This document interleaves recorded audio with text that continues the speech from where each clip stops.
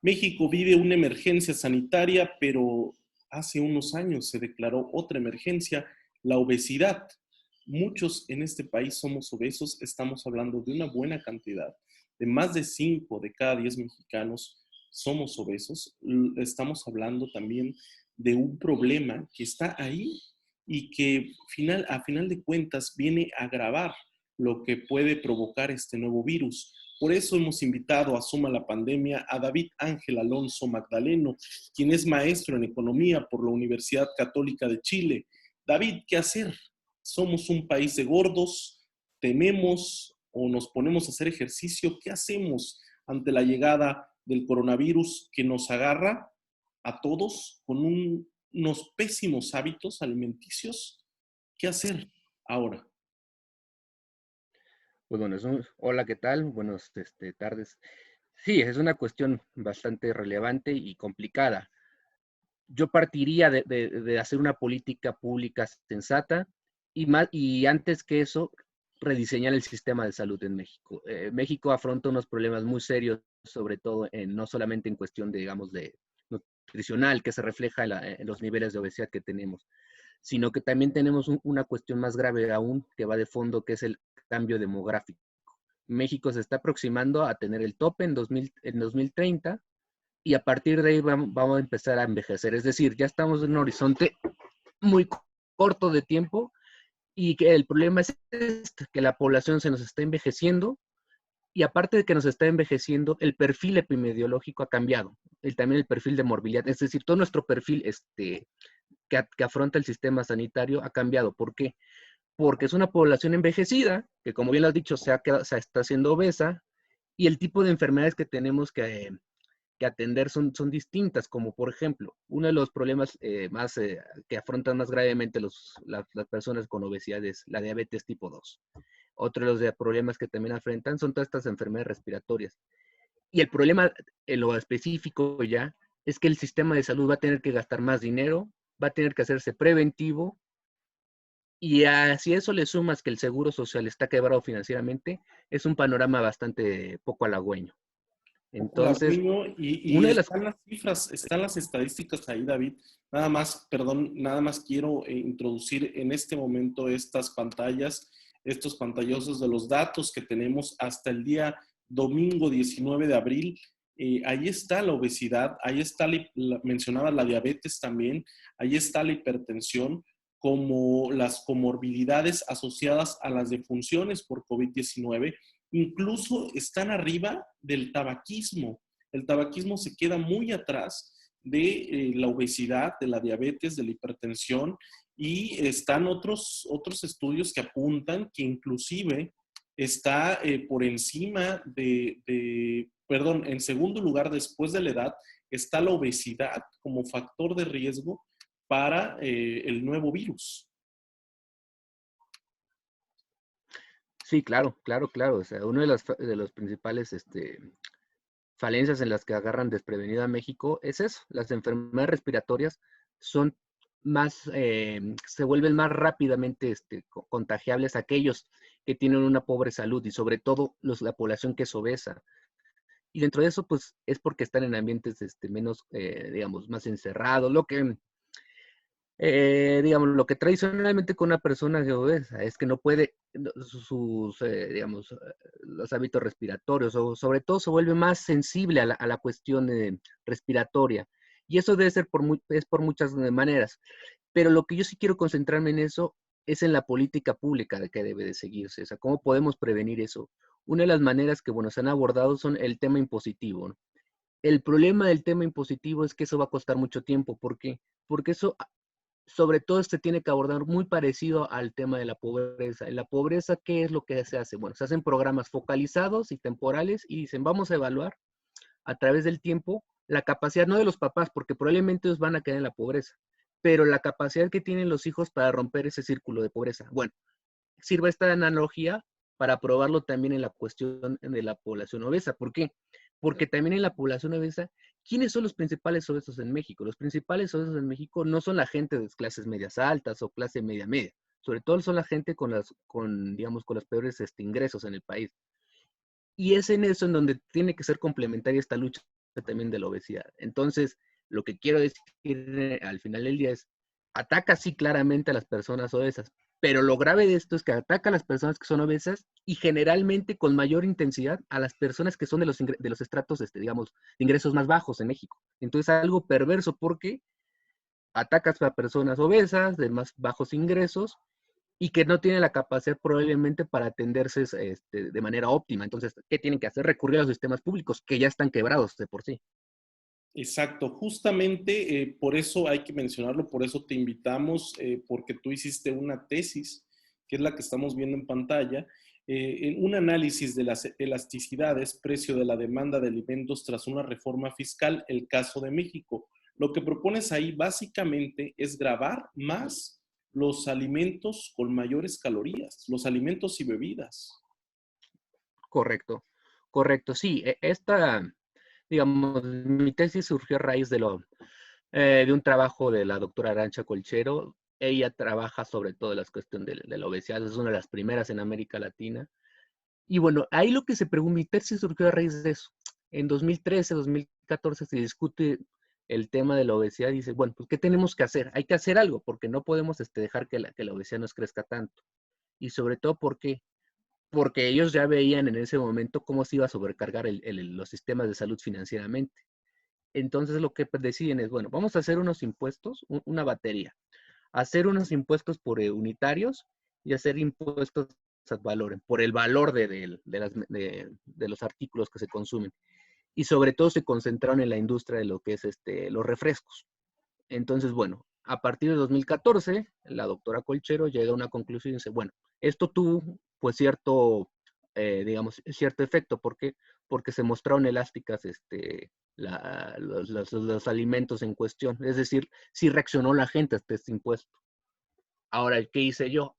La tesis que yo propuse en 2018, yo agarré los datos, ella agarró datos de 2014, yo tomé datos de 2016. ¿Y qué concluimos? Bueno, concluimos un poco en contrario a la doctora Colchero.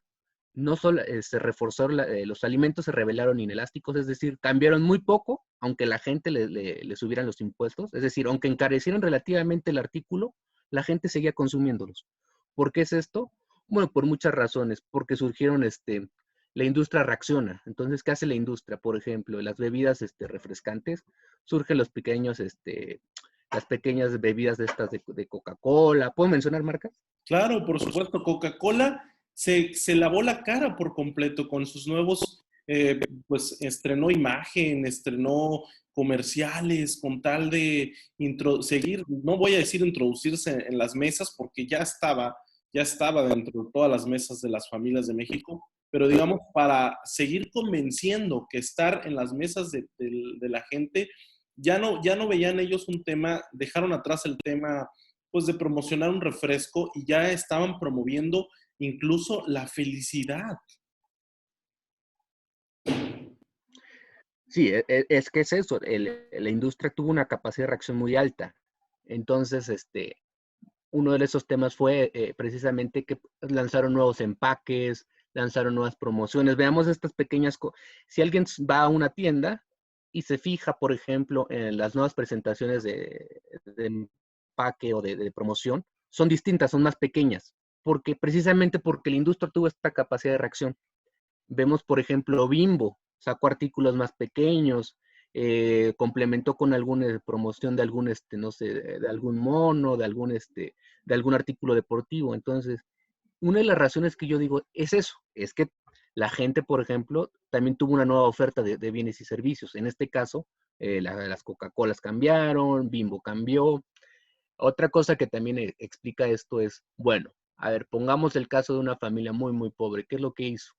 Me suben el precio de la botella de Coca-Cola de 2 litros, me la hacen relativamente más cara manteniendo un ingreso constante. ¿Qué hago entonces? Bueno, pues lo que la gente dice es, compran ahora manzanas, agua, azúcar procesada o refinada y hacen sus propios jugos. Entonces lo que yo explico ahí es que eso todavía es peor. ¿Por qué? Porque esa azúcar refinada o procesada tiene más contenidos calóricos que lo que te puede ofrecer inclusive la Coca-Cola. Entonces ese fue el cambio. Sí, sí hubo un cambio en corto plazo, sobre todo en esas familias, lo que sacó la doctora Conchero, pero en esos 2 años la industria, eso es lo que yo trato de explicar, la industria cambió. Y aparte de que cambió, la gente también tuvo incentivos para buscar sustituir esos contenidos calóricos. Entonces, si no lo encontraste en la botella de Coca-Cola, lo fabricas tú mismo con el azúcar procesada.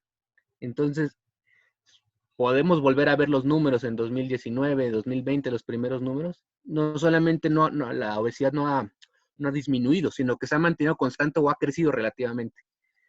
Y entonces es muy difícil, y eso es lo que tratamos de explicar en estas tesis. Por ejemplo, uno de los artículos que me parece que también contribuye mucho a la obesidad, que es el alcohol, por ejemplo, el ron, piensas en eso, que tiene un gran contenido de azúcares, calórico, quedó fuera de esta reforma fiscal. No está incluido en estos impuestos. ¿No va a servir el etiquetado, el nuevo etiquetado? Bueno, hay que irse con cuidado. Ahí depende mucho también de las culturas, depende mucho de cómo se diseña la política pública. Yo tuve la experiencia, por ejemplo, en Chile, que fue uno de los primeros países en América Latina que introdujo el etiquetado, y sí disminuyó en cierta medida digamos, el efecto, sobre todo en las personas jóvenes, adolescentes. Pero lo que es en el grueso, lo que es las personas adultas mayores, la población que está ahorita entre 25 y 40 años, se mantuvo. O sea, el problema de la etiqueta es que va a costar tiempo. No va a ser tan fácil empezar a acostumbrar a la gente, o sobre todo tener esta cultura, ¿no? Porque esa sociedad digamos, que yo vi, me tocó verla, esos son los problemas que están viendo. Sí hay un efecto sobre las personas jóvenes, pero el grueso de la población, que es la adulta, no tanto, no son los resultados esperados. Aunque bueno, algunos sobre todo en los últimos tiempos, Cristóbal Cuadrado sacó unos datos que dice, bueno, se ha disminuido, ya han internalizado los costos de la obesidad, pero digamos, el punto central es que eso va a costar todavía más tiempo. Pero mi recomendación es que se adopte, porque aun cuando cueste tiempo, es mejor ahorita adoptarlo, a esperar más tiempo y que no tengamos resultados digamos, tan visibles. David, hablas de tiempo, pero ya tenemos el tiempo encima porque este nuevo virus está aquí. No podemos hacer mucho, digamos, ya las personas con obesidad, digo, en mi caso no es un grado extremo, pero hay algunos que son grados extremos, que está en peligro su vida. Definitivamente nuestros hábitos alimenticios no son los mejores. Tenemos hábitos alimenticios que hemos tenido durante años y pensamos que está bien comer así, pensamos que está bien tomarnos un jugo, tomarnos un café y luego tomarnos un refresco y luego tomarnos un té y echarle azúcar. Nuestros hábitos alimenticios están mal, pero no es solo culpa de nosotros, hay que decirlo también. Sí, bueno, es que eso, mira, es un panorama, es algo muy complicado. Y es lo que, bueno, lo que comentan los especialistas. El líder, tal vez, yo me atrevería a decir el líder de estas investigaciones en cuestiones agroalimentarias y de nutricionales, el doctor Junior Lanston, de Berkeley, es lo que él decía. Bueno, él tiene un libro muy interesante, que de hecho déjame compartírselos, que debería ser recomendación. Son los efectos de las políticas agrícolas en Estados Unidos y el efecto de la obesidad. Uh-huh. Lo que él comenta es lo siguiente, él dice, el doctor Alston, bueno, ¿cuándo y cómo surge el problema de la obesidad? El problema de la obesidad sobre todo surge a partir de que las economías, de que la globalización de la economía. ¿Por qué? Porque dice, a partir de este momento, la oferta mundial de alimentos crece. O sea, los granos como el trigo, como el arroz, como todos estos tipos de cosas empiezan a aumentar. O sea, los insumos de la alimentación empiezan a ser relativamente más abundantes. ¿Por qué? Porque lo que pasaba en las décadas precedentes es que ni siquiera había escasez de estos granos básicos. Pero dice, a partir de la globalización y con el desarrollo de las tecnologías y de los campos arables, surge un aumento en la oferta de alimentos. Y dice, bueno, ya, ese es un dato duro y objetivo. El problema empieza a surgir cuando las cadenas de las grandes consorcios agroindustriales lo toman. Entonces, ¿qué pasa? Lo toman los grandes consorcios agroindustriales, pasan esta producción a lo que son las grandes cadenas de retail, como los pueden ser los McDonald's, los Subways. Y entonces, ¿qué pasa con esto? Empiezan a hacer una oferta de alimentos, pero sobre todo alimentos chatarra con bajo contenido nutricional. Y se vuelve una oferta muy atractiva. ¿Por qué? Porque veamos en los países desarrollados y sobre todo en las principales capitales de los países en desarrollo, que los tipos de trabajo ya son casi iguales, ya están casi homogenizados. Me estoy refiriendo al trabajo de gente, por ejemplo, en el sector de telecomunicaciones, en el sector de tecnologías de la información. Y esto también se suma al hecho de que en estos ámbitos las viejas pautas laborales ya no son las mismas del gran taller, de la gran oficina, donde eran más ágiles las cosas, la gente se paraba más. No, en este momento el escenario es más complicado porque la gente tiene pautas sedentarias, está todo el día frente a la computadora, entonces al estar todo el día frente a la computadora, la actividad física es menor y aparte el contenido calórico, la oferta es mayor, pero más pobre nutricionalmente. Entonces lo que él dice, eso termina en un largo plazo por generar gente más obesa. Y entonces él lo que le explica dice, agarra a los países desarrollados, Estados Unidos y Canadá, lo que es Europa Occidental, y dice, vean, Alemania, Estados Unidos, Australia, Nueva Zelanda, son países de ahora relativamente de gente más obesa. Entonces, lo que él dice es eso. Tenemos que enfocar estos ámbitos y tener en cuenta que tenemos que cambiar las políticas hospitalarias, tenemos que cambiar las políticas laborales. ¿Por qué? Porque él decía, sobre todo, ¿cuál es el efecto más inmediato de la obesidad?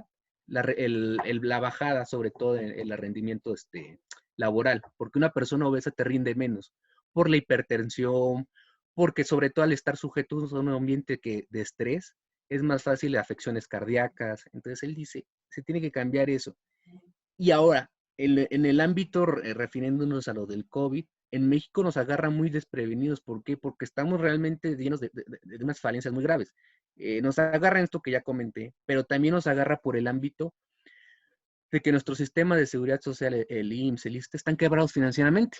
Tú estás quebrado financieramente, ahora tienes una población más vulnerable por tu obesidad y tenemos pocas pautas o pocas políticas públicas que han hecho efectivo esto, han hecho efectivos una barrera para esto. Entonces, ¿qué hacer?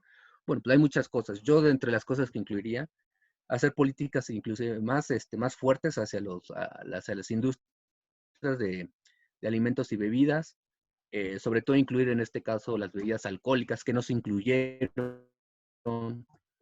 Y el problema de eso es que va a ser una lucha que va a tener que va a requerir mucho esfuerzo. ¿Por qué? Porque el argumento de las industrias agroalimentarias, por ejemplo, Bimbo, lo que es Coca-Cola México, por cierto, Coca-Cola México, lo que es FEMSA, son la mayor embotelladora de América Latina. Entonces, es una batalla muy fuerte porque tienen capacidades económicas muy importantes, porque tienen la capacidad para gestionar los lobbies y sobre todo el argumento que más va a pesar en la discusión económica es, bueno, es que si tú me grabas, yo voy a tener que cortar la producción y despedir gente.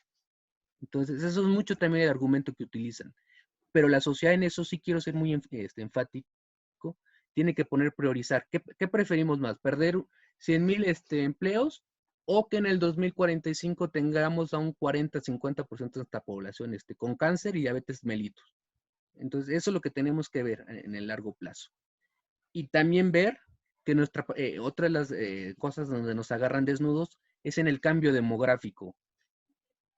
Ni este gobierno, bueno, ni el pasado gobierno ni el anterior, y en general en el largo plazo no se tiene una política para empezar a cambiar nuestros sistemas de salud a un sistema preventivo. ¿Qué tenemos? Un sistema de salud que sobre todo atiende ya las enfermedades consumadas, pero no tenemos la capacidad o no se ha querido construir la capacidad para hacerlo preventivo. Y más ahora que nuestra población se está envejeciendo, México va a ser, a partir del 2030 va a pasar a ser un país de viejos.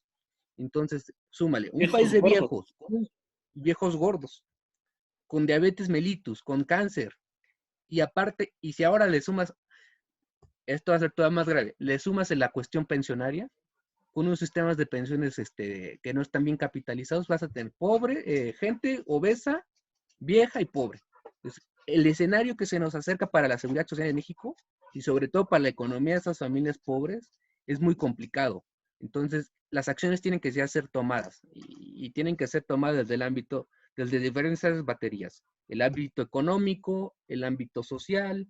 En el ámbito económico, pues bueno, hacer impuestos todavía yo creo un poco más agresivos, mejor pensados, sobre todo, y puede que suene un poco grave, pero reconociendo que probablemente las familias, los padres de familias de los hogares más pobres no van a salir de la obesidad. Entonces, ¿qué hay que hacer? Al menos evitar que los hijos continúen en esa etapa, romper la cadena intergeneracional de la obesidad también. Y entonces, es una lucha que va a tomar mucho tiempo y que sinceramente yo veo en la administración actual, no veo esa respuesta, o al menos la claridad con que se tiene que atacar este problema.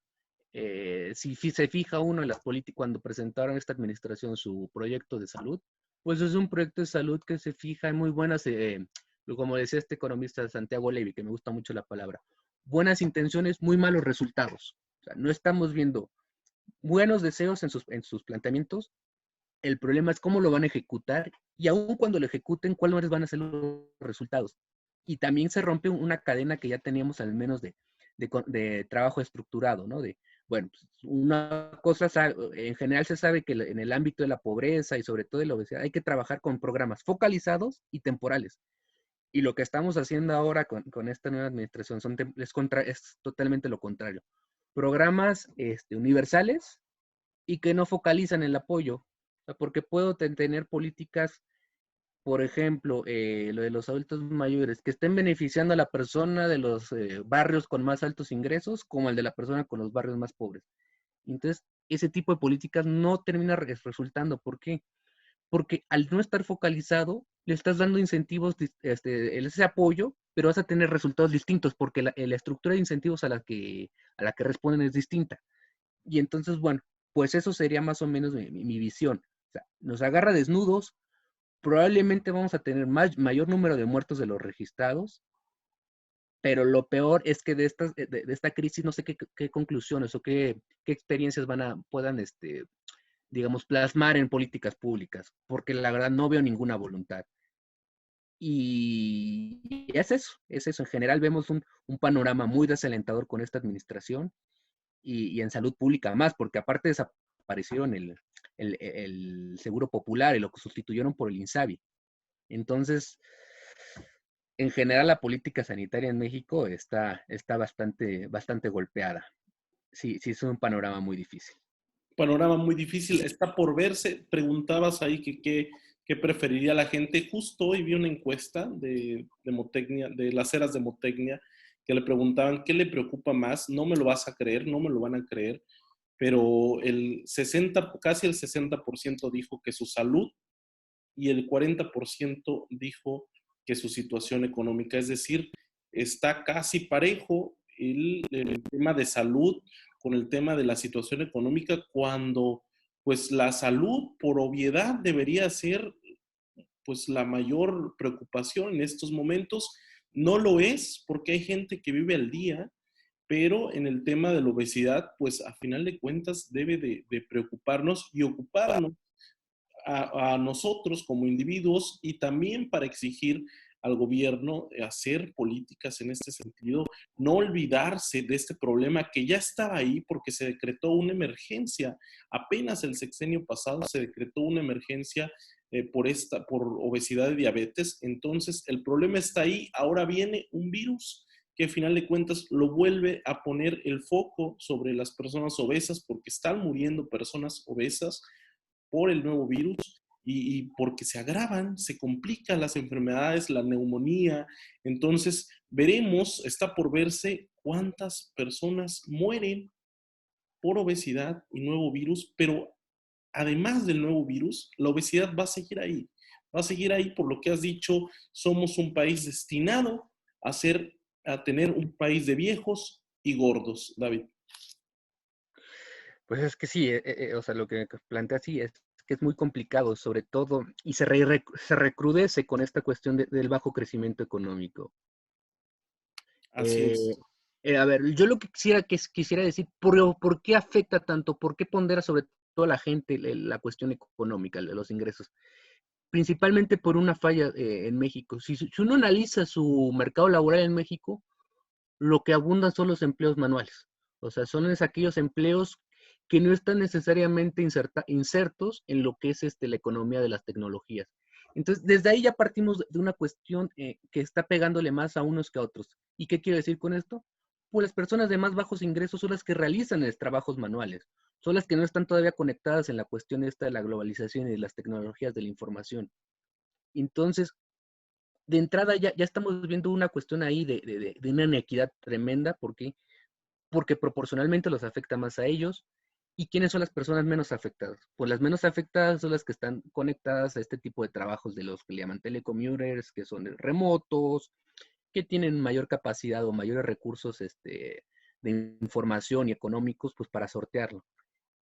Pero esto tiene, el asunto de fondo es de un calado de que en México el crecimiento económico ha sido muy bajo. O sea, durante de 1982 hasta, me acuerdo, las últimas estadísticas que vi que fueron 2014, la tasa de crecimiento real de la economía, es decir, en términos reales, ¿cuánto subió la riqueza? En 30 años fue de 1%.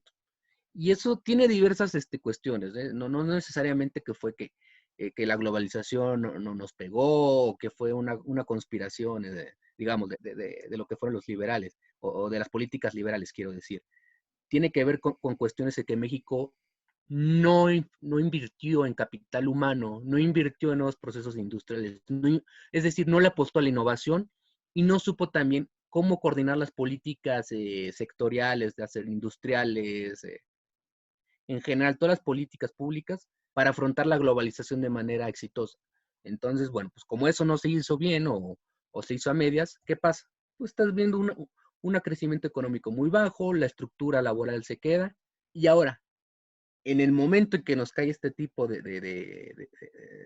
virus, que es el COVID, se acentúa muchísimo porque se está pegando a los más pobres, porque aparte esta población pobre para que pueda tener, digamos, acceso a una alimentación medianamente, ya no digamos nutritiva, sino medianamente, digamos, óptima en términos de que les permita realizar sus funciones, pues ha sido muy golpeada porque ha tenido que enfrentar sobre todo carbohidratos.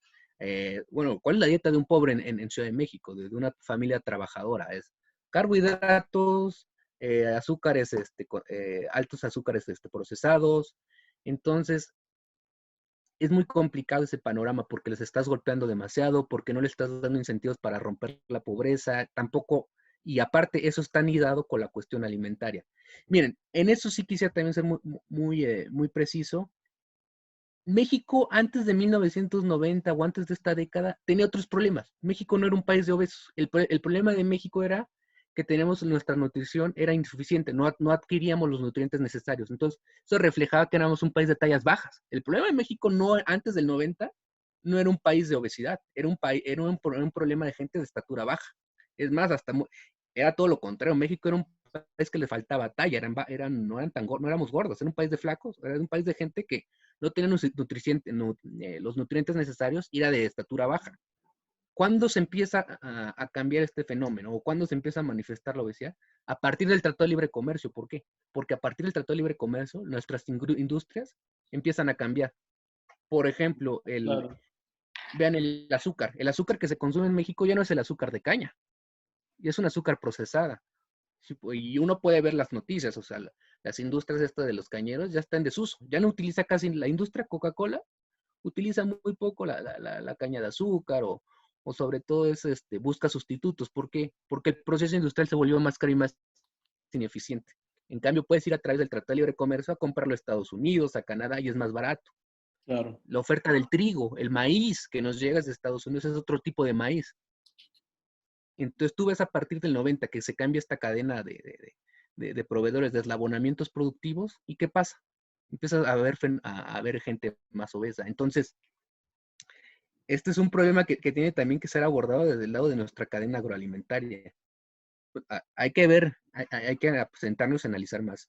Oye, el contenido es bastante, va a ser perjudicial porque tiene más calorías, porque es más dulce, y sobre todo por los hábitos de la población en México. Entonces, mira, ahí sí yo quisiera ser muy enfático. Ahí deberíamos sobre todo empezar a cambiar desde los niños, o sea, porque ahorita el objetivo de toda política pública que es cambiar una pauta nociva a una que sea benéfica. Entonces, ¿cómo se puede hacer esto? Pues cambiando los incentivos. O sea, a la gente no lo puedes obligar. La manera en que le puedes empezar a cambiar es eso, a través de políticas públicas. ¿Qué es eso? ¿Y qué es la política pública? Pues cambiar las pautas a través de incentivos. Pero en esto que mencionas es cierto, o sea, esos fenómenos se han agravado, pero por estas circunstancias que explico. Y sobre todo también quisiera detenerme en lo que ha hecho esta administración. Ha sido bastante nefasto lo que han hecho. deshacer el seguro popular era quitar, digamos, una cuestión de seguridad social a las familias más pobres que no pueden cotizar. Por ejemplo, porque las personas que están en seguro popular, ¿quiénes son? Son aquellos que son empleados eventuales, como el que te lava los coches, como la persona que está de cuidador y que a lo mejor no tiene para cotizar. Entonces, mucho de este seguro popular nos ayudaba a atender este tipo de manifestaciones. Por ejemplo, el cáncer, la diabetes, muchas de estas entraban en ese cuadro. Al desaparecer, lo que pasa, pues los vuelves más vulnerables y aparte ahora lo que les dices, los vas a mandar una cosa que se llama el INSABI, que es de alcance universal. Lo que yo me pregunto ahí es, ¿tienen los especialistas? ¿Cómo los van a atender? ¿Cómo va a ser la distribución geográfica? Porque no puedes concentrarlos a todos. Entonces, no, pues Gustavo, es muy grave. Ahí lo que esta administración creo que está haciendo es exacerbar los riesgos de que la gente se perpetúe la pobreza y la obesidad. Sinceramente. Muy delicado. Y estamos viendo, tú te fuiste en 1990, pero estamos viendo la encuesta nacional de salud y nutrición 2018, levantada por el INEGI. Veamos cómo pasamos, mujeres y hombres, de las mujeres estaban en 73% con sobrepeso y obesidad, bueno, redondea en 73%, y en 2018 pasó a 76.8%. Hombres pasó de 69.4% el sobrepeso y la obesidad al 73%. Es decir, hemos venido empeorando.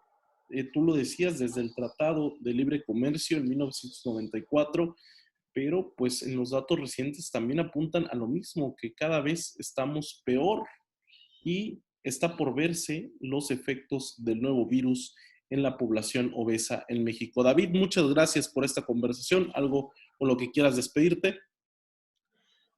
Bueno, no, simplemente darte las gracias y pues mencionar eso. Me parece que la situación sanitaria en México atraviesa por una de sus peores crisis y sobre todo se tiene que ver esto en conjunto. ¿Por qué? Porque el país en este momento de coyuntura es definitorio para los próximos 20 años o 40. ¿Por qué? Porque yo creo que enfrentamos tres problemas principales en México en general que tienen que ser englobados. Uno es la economía. La economía está creciendo.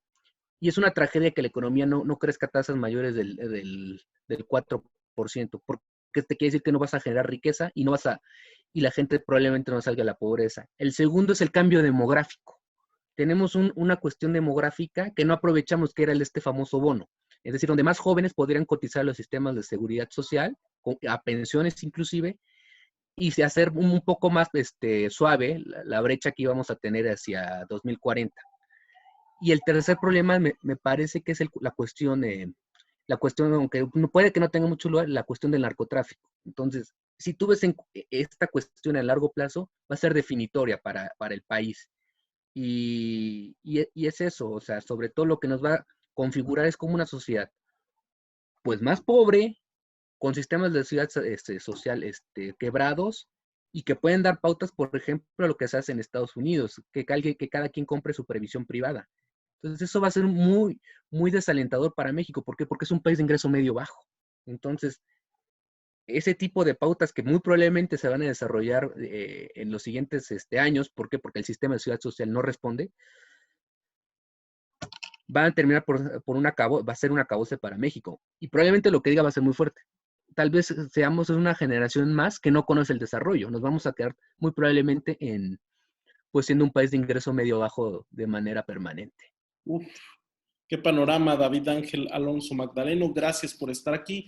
Gracias a todos los que siguen Zoom a la pandemia. Hasta la próxima.